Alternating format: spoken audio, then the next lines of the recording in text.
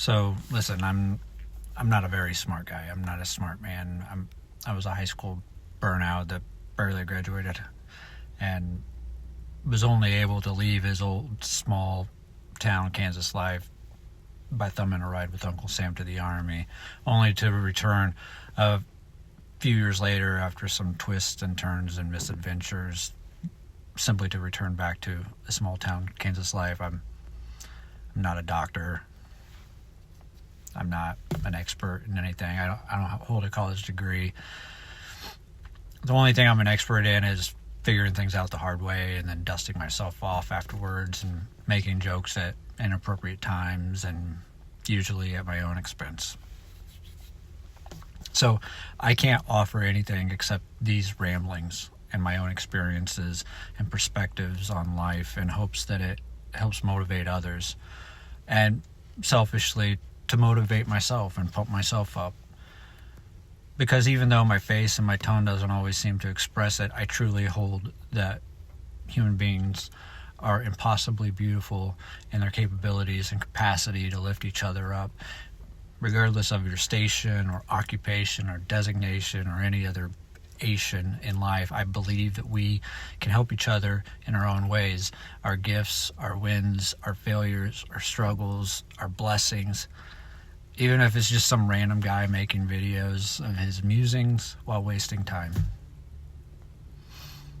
Wasting time. Time is not our enemy.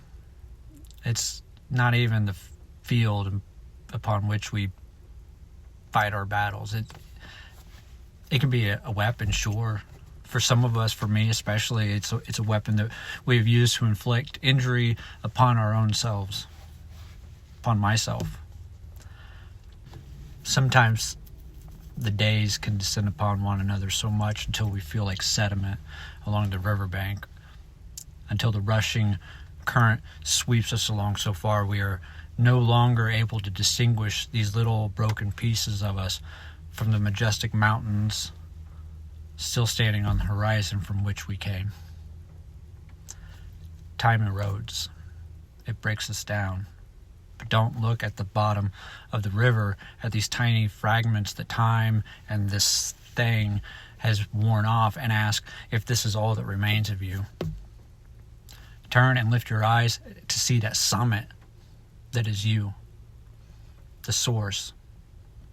Not looking back in time, not remembering when, but the mountain that still stands with its peak beyond the clouds. Time is not our enemy. And even if it was, no battle is ever won. Faulkner said that. In full context, he wrote, I give you the mausoleum of all hope and desire. I give it to you not that you may remember time, but that you might forget it now and then, for a moment, and not spend all of your breath trying to conquer it. Because no battle is ever won, he said. They are not even fought. The field only reveals to man his own folly and despair, and victory is the illusion of philosophers and fools. The Sound and the Fury. William Faulkner, read it. Faulkner's talking about the human temptation to turn life into a battle against time, and Parkinson's can make that temptation almost irresistible. You wake up, and there's the body you had yesterday. And then there's the body that Parkinson's is gradually changing. So the instinct becomes fight it, beat it, outrun it, stay ahead of it, exercise harder, optimize medication, track your symptoms, push through the bad days, refuse to surrender a single inch. And there is something profoundly valuable in that. I've talked about before about being stubborn and spiteful towards Parkinson's, and I'm not saying that we need to abandon that way of thinking. I think we need to ask a more difficult question, though. What happens when fighting Parkinson's becomes the entirety of your life? A mausoleum, the Faulkner writes about, is a place where something is preserved after it's dead. You spend every waking moment measuring yourself against what you used to be, how fast you used to walk, how easily you used to move, how much energy you used to have, what your body used to do. You can inadvertently turn yesterday into a mausoleum. You aren't merely remembering the old you, you're living inside the tomb. However, this does not get to make the field on which your life is judged. Your old body is not the standard by which today's body receives a passing or failing grade. And Parkinson's has made all of us acutely aware of time. When is my next dose? How long until it kicks in? Can I eat before or after it? How long until it wears off? How many years before this gets worse? How much time do I have before I can no longer fill in the blank? And suddenly you're not just experiencing a Tuesday, you're experiencing Tuesday plus 5 years, plus 10 years, plus 20 years, all at once. And that's exhausting. The invitation to forget time does not mean pretending Parkinson's does not exist. It means occasionally refusing to let the future colonize the present.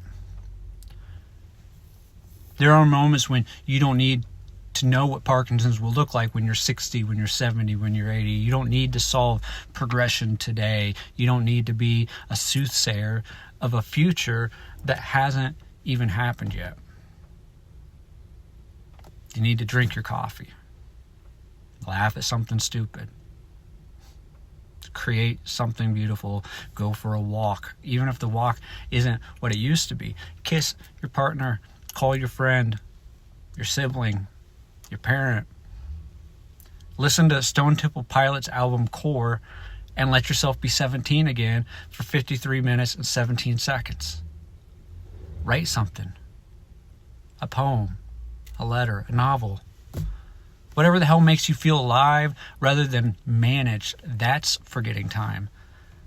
No battle is ever won. That almost sounds defeatist, I know, but I don't think it has to be.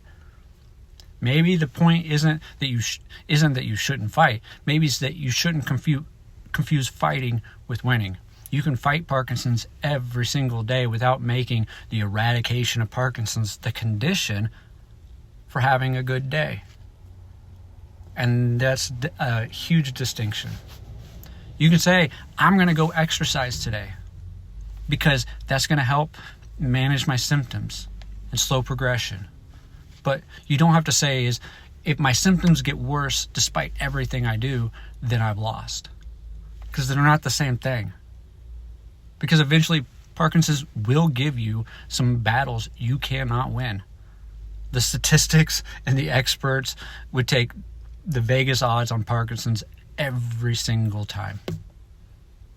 A medication won't work perfectly. A new symptom will appear. Something you used to do effortlessly will become difficult.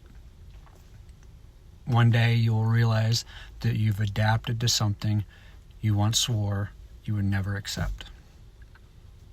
And if your definition of victory is Parkinson's never taking anything away from you, Parkinson's can eventually force you into despair.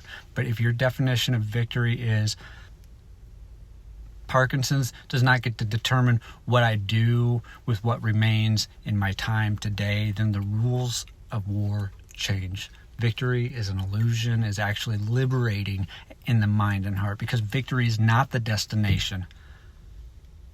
Maybe it's the manner in which you walk the field. Parkinson's will eventually alter your gait. It will alter your handwriting. It will alter your sleep. It will make you shake more. It will mess with your medication and your routines and your work and your expectations. You don't have to conquer Parkinson's. You don't even have to defeat it. You just have to refuse to let it become the sovereign authority over your life and the definition of who you are and your character.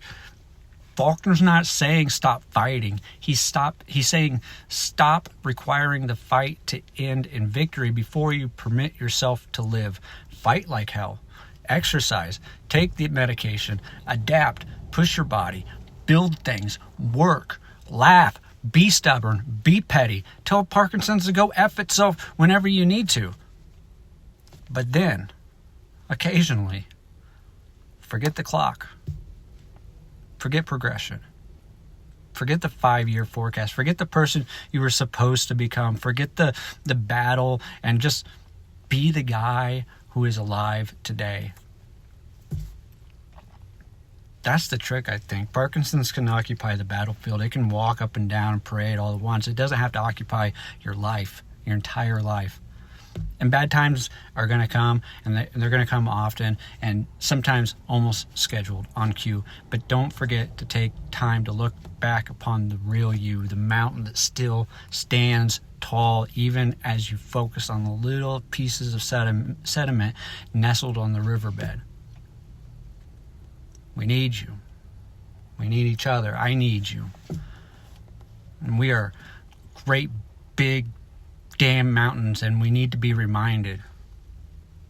And we need to remember, don't worry. We've got this.